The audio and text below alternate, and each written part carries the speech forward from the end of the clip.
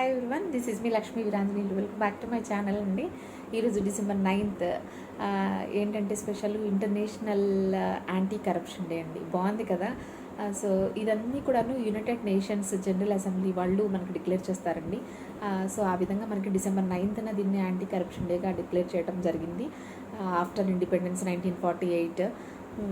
So the best example అండి.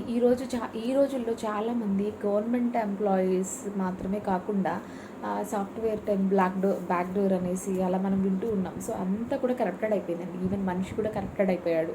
So ఒకళ్ళకి ఆస్తి కానీ లేకపోతే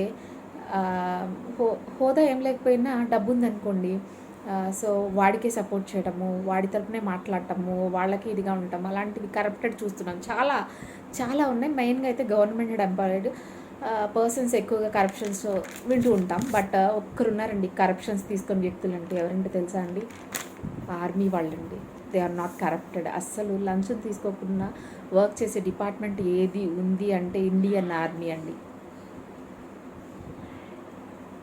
సో ఈరోజు ఇంటర్నేషనల్ కరప్షన్ డే గురించి మాట్లాడుకుంటూ జై హింద్, జై శ్రీరామ్.